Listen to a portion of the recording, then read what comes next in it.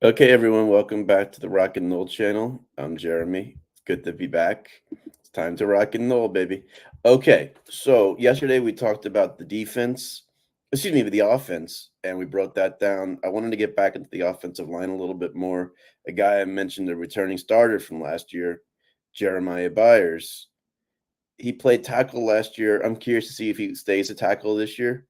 And he was hyped a lot last year out of high school but had some trouble throughout the season, even though he played okay. But I expect that you come from UTSA playing, moving up to Florida State is an upgrade and tougher competition. So I think another year in the system will benefit him a lot. So that's a guy I want to watch out for. So I apologize for not mentioning him yesterday. Now, today we're going to talk about the defense and we're going to talk about SmackDown tonight and just talk about why I think a lot of good things have happened since I last talked about WWE on this podcast, or excuse me, on this live stream. So, yeah, once again, thanks you for your support. Before I get into all that, thank you for your comments, your likes. You know, whether it's one or 1,000 people watching, I'm always going to give it my all when I do this. So, thank you very much. Now,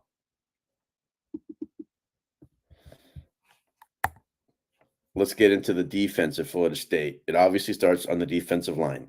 I don't care how good the rest of your team is. If you don't have a good defensive line, it's hard to win ball games. Fortunately, I think this defensive line can be very talented and very good. Yes, you lose Jared Verse. Yes, you lose Braden Fisk. Those guys were awesome for us last year. And look at what they've done in the combine so far. They were incredible. So hopefully Jared should go first round. He went 30. He did 31 reps of 225. Wow. And Braden Fisk ran under a 4.7 at his size, who's a defensive tackle, about 300 pounds. Amazing. So I wish the best of those two guys. But what we have coming back, you return your other starter from Jared Verse last year, Patrick Payton. Patrick is your speedy, off the edge, and one of his best talents, and it gets not talked about all the time unless you listen to Ward Chant, is his ability to bat down balls. He drives quarterbacks nuts with the ability to get his hands up and affect the pass. That's huge. Now, the question is who's going to be opposite him? We brought in three guys along from the transfer portal who I think can make a big effort, big impact for us. First one, you may remember the name of his father, same as almost just the same as his son, Marvin Jones Jr. Yes, the son of Shade Tree, the greatest college linebacker of all time. He transfers to us from Georgia, spent 2 years there. Talk about a kid, a young man that we need. Out of high school, I think if we were what we are now, he would have come. He was a 5-star all-world player. He just went to Georgia, which was understandable at the time. This kid can be the perfect complement to Peyton on the other side. I don't think Georgia really quite used him at defensive end. I think he was a hybrid between there and linebacker. Where at Florida State, I think he's just going to have his hand down on the ground and get after the quarterback. He's going to be great to have. Now, you also brought in two other portal guys, and I hate to use the word portal guys because they're people too, but yeah, they were transferred. One of them was Cilione. Bear with me on both these names. Lola Hain. He came from Oregon State, with where DJU played last year. He is your tough nose type of guy you want on your team. What if he doesn't have something in talent, physical talent, he makes up for effort and heart. He's that guy you want on your team, especially in the fourth quarter when you need a big stop, a tough play, and he's that guy who's never gonna quit on any play. I really like what he brings to the table in so many ways. And the other guy, oh my God, I cannot find. I have the roster in front of me, and I'm having trouble finding his name. But he comes to us from West Virginia University. Um, Looks the part as well. He's about 6'5", chiseled. What you want on the defensive line? I'm going to get his name, and I'm going to get back to you on that one. I could not find it on my roster. So he looks the part as well. I forgot his. I'm going to find his name because now it's going to upset me. So I apologize for that. So those are your. My prediction is those are your top four guys on the defensive line. Now linebacker, no secret, big question mark for us. You lose Kalen DeLoach. you lose Tatum, Bethune. Those were great leaders, great players, everything you want in your linebackers. Now, what have people said? If there's one coach that people have really criticized on the staff, it's Randy Shannon. He hasn't been bringing in the talent like we would expect at Florida State. So this is a big year for Randy, because if the position suffers and he's not bringing in talent, if you're Mike Norvell, you got to take a close, hard look at that. Now, Mike is very big on stability and keeping continuity in his staff. So I don't know where his head is at there, obviously, but it will be a question mark for sure. But what he does have coming back is DJ Lundy, a guy we thought was transferring. We thought he was going to Colorado, ends up coming back. He's a fifth-year guy, been in the system a while, contributed a lot last year. My friend John has chimed in. Thank you for coming in. Is the linebackers the weak part of your defense? Yeah, I would say so right now. Not as much weak. It's just our biggest question mark.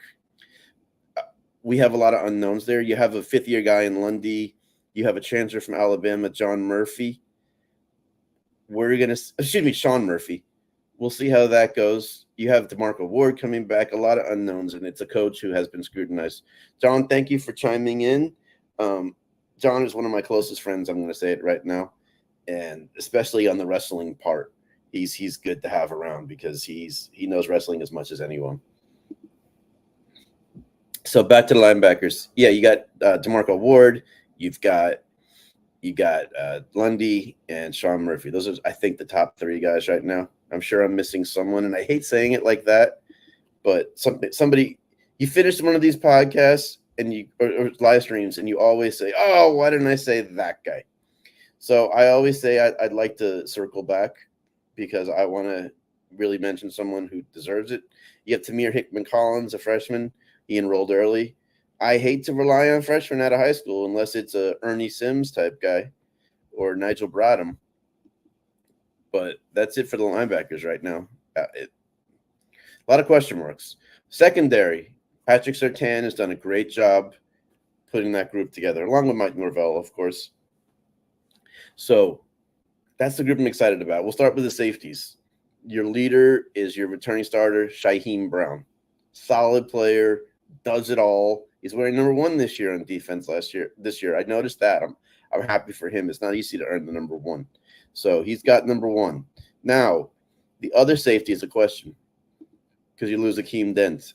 But what I think is the guy I'm super excited about is a transfer we got from Alabama. We really went after Alabama this year. I like it. It used to be South Carolina. Now let Alabama be the school we go after. Earl Little Jr. If you go back a while, you might remember his dad played at Miami. Earl Little Sr., good player there, played in the Ray Lewis days and all those guys. This young man has the potential to make our defense really good. What I hope they do is use him in the Jamie Robinson role, who was number 10 for us 2 years ago. Jamie played all over in the secondary, but also would come in on blitzes and do all that. I think Earl can do that. And I don't think he left Alabama because he couldn't play. I think he wanted to come back to the state of Florida, and I think he wanted to play for his old high school coach. He played for Pat Surtain in high school, just like Marvin Jones Jr. did. So that was a big something appealing to him. So he gets to play for his old high school coach and then come back to the state of Florida. So it's a win-win for him. I think he's going to be someone people are going to keep a close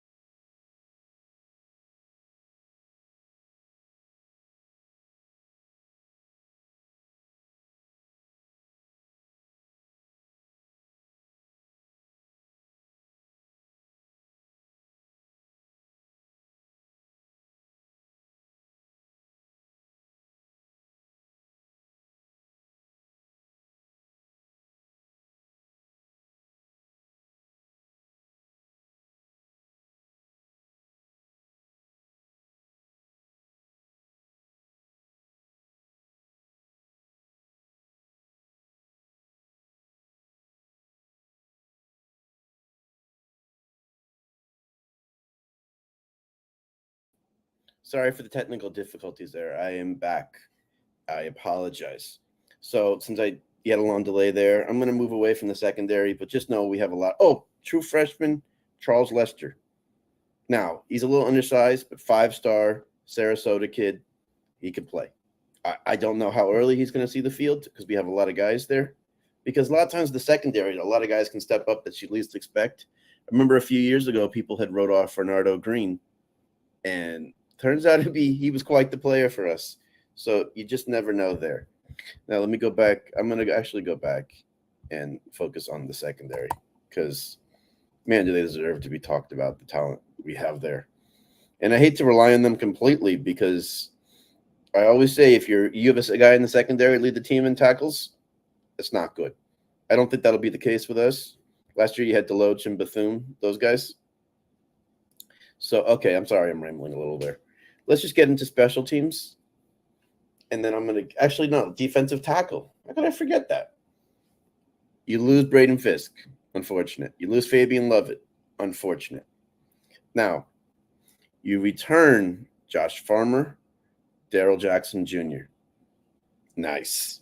Josh, I saw he's more your fast guy. Does get after the quarterback, though. But I saw he's put on a decent amount of weight. He's up to 310. Now, the coaches say he's still carrying that weight as far as speed. I don't think he's going to weigh that much by the time the season starts. Between spring ball, the summer, and fall camp, he'll probably lose 15, 20 pounds. So he'll get back to, I think, around what he played at last year, but maybe a little stronger. Daryl Jackson, that's your big hoss in the middle, your big dude who can wreak havoc. He didn't get to play last year. They ruled him ineligible through his transfer, even though they changed the rule after he had come to Florida State. Go figure. Use Florida State as a guinea pig for something. So these are your top 2 tackles. I'm curious to see who emerges after them. That's where you have a lot of question marks. You got KJ Sampson, Grady Kelly. I'm still not sure, and that's where Odell Higgins is going to have his work cut out for him in the spring. Those 2 guys got to stay healthy, or you have trouble there. Now, special teams. You return your kicker, who's been your 3-year starter, Ryan Fitzgerald. Been solid the whole time, steady Eddie. You hope he has a good senior year because, a kicker can make or break your season. I hate saying that word. Ugh. And a punter we didn't expect to come back, but is coming back, Alex Mastromano. Strong leg. Came up huge for us in a few games last year. The Clemson game, the Miami game, punted the ball. Our Aussie kid who has just been a solid player since day one. I'm really glad he's back. So I'm going to move on. I'm going to keep this short. I'm going to move on because of the delay. I'm going to move on to SmackDown talk and just talk about what I think. I'm just going to put this on the banner so you know what I'm talking. People know what I'm talking about.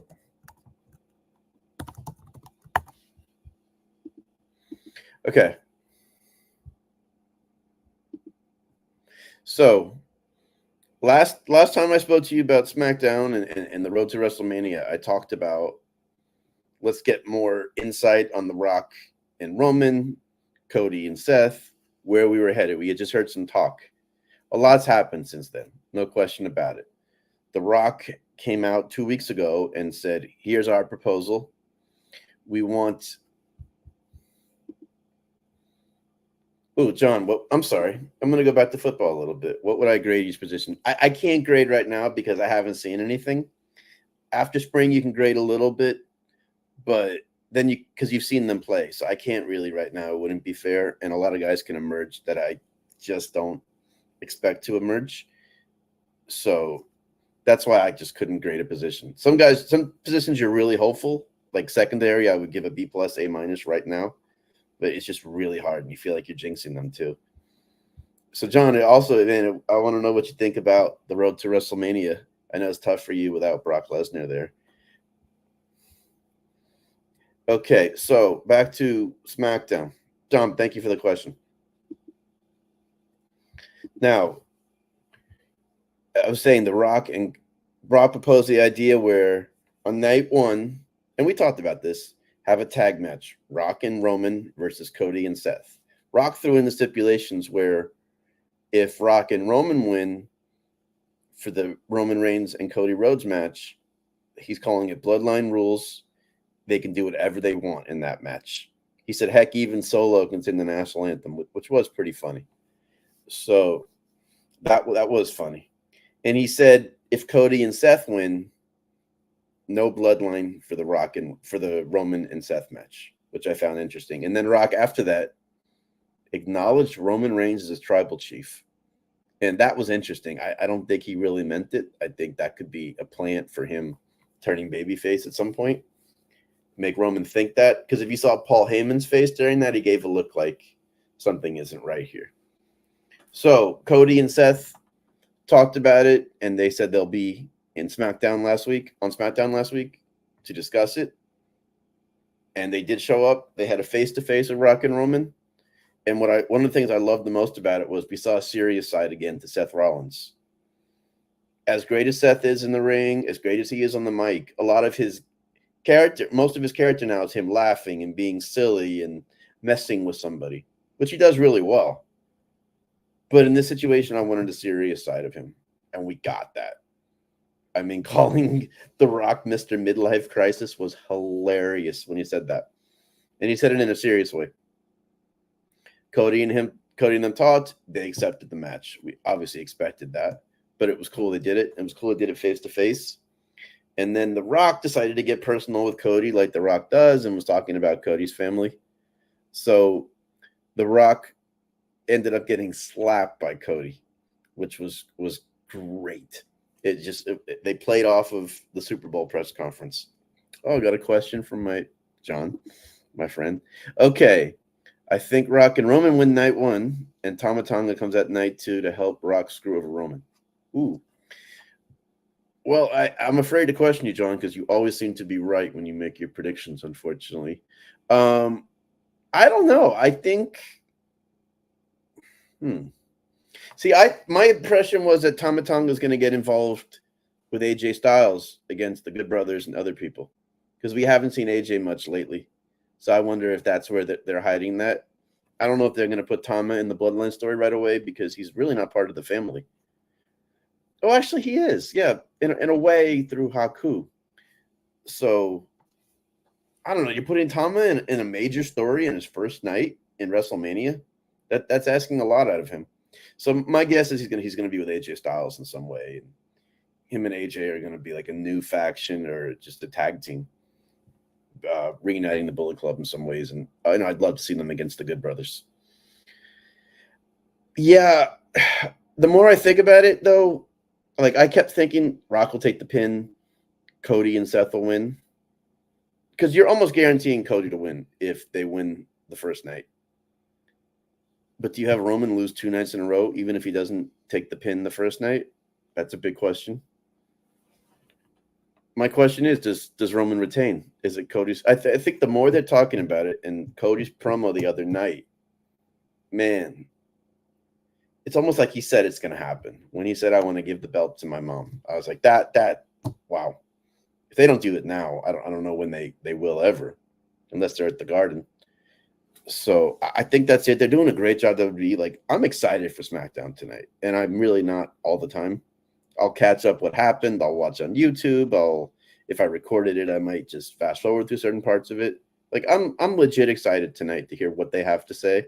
I don't think Cody and Seth are going to be there tonight, and that's the unfortunate thing, is they don't really cross paths that much. But maybe that's better, because keeping them apart, it could make it mean a lot more when they get together in Philadelphia. Not saying they won't be there. What did John say? Crybaby. It's funny with John and Cody Rhodes is some days he really likes him, some days he doesn't. But I think through Cody's, and John, tell me if you're wrong. And trust me, it's not just me and John talking here. I'm talking to everyone. Man, when Cody and Brock had their program and 3 great matches, great storyline, that's when John and I really went at it a little bit, because I love Cody and John loves Brock Lesnar, and it was just a great storyline. And then it was kind of cool at the end when Brock raised Cody's arm, and we both kind of came back together when it came to that. So really good. I'm a Cody supporter, but I don't consider myself a Cody crybaby, but I still crack up on that line all the time. Now I'm going to get back in the spring ball a little bit next week more because it actually starts next week, and it'll be helpful after you hear Mike Norvell's press conference, and he'll probably give like your spring football primer. But what I like, it's cool this week is I guess it's spring break too for his youngest one, but they're in Ireland this week. They were flown out. Him, his wife, and daughter were flown out to Ireland by the Aer Lingus committee, who's hosting the game in Ireland with us and Georgia Tech next year. I guess he's there to promote the game and see Ireland. And he's embracing it and having a great time there, but it just shows how much he cares. I'm sure there are a lot of coaches who'd be like, I don't care, I'm not going. Now, if the school tells you you have to go and they're paying your salary, you're going to go. But Mike just gets it and was probably happy to do it. I'm sure he got a nice flight out there and everything, of course, is taken care of from out there. But they look like they're having a genuinely good time. And it's, you know what, it's added to me to want to go more to see Ireland. So that's it for now. I apologize for that delay in the middle. There was some technical difficulties. I'm sure there's something I missed, and I'll try. I always try to get back to something if I missed, because like I said yesterday, I would rather apologize for going back to something than not saying it at all. And in closing, I mentioned Bon Jovi released a new song yesterday, and they're one of my favorite bands of all time, and it's just cool to see them back in the groove. And I know they were on tour 2 years ago, but John struggled in that tour, and now he sounds a lot better. I think he had some vocal surgery that really helped him. Now, obviously, it was a music video I heard in a recording. The true test is when you're doing it live. But what I loved about the song, and it's a great song, is there's a part in it where he gives a shout out to Neil Diamond, where a verse of it is, I won't sing to hurt your ears, but it's Friday night where we all sing along, Sweet Caroline, and we sing that song. And I love that verse. It's awesome. So thank you to everyone who watches this, likes, comments, subscribes. I really appreciate it, man. I'm really giving it my all here, and I'm not doing this as a crybaby Cody Rhodes story, but I'm really enjoying this, and that's what I recommend people do in life. Just do stuff you enjoy. All right, thank you for your time, and I will talk to you later.